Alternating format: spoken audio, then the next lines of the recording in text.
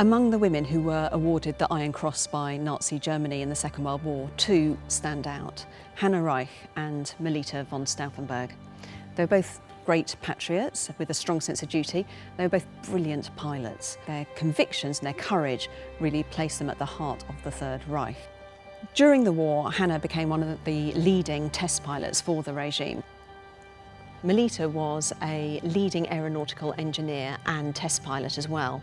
She was pivotal in the development of the Stuka dive bombers. She actually undertook over 1,500 test dives during the course of the war. It was hugely important for the regime. Melita knew she had to work at the limits of what was possible because she had to make herself uniquely valuable as a way of protecting both herself and her family.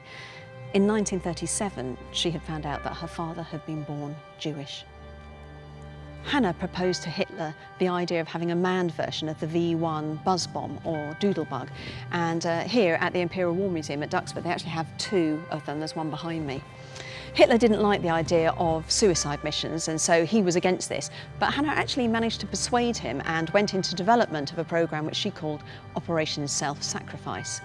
Melita had a very different approach to trying to bring a quicker end to the war. She actually became associated with the most famous plan to assassinate Hitler, which was led by her brother-in-law, Klaus von Stauffenberg, and that, of course, was Operation Valkyrie.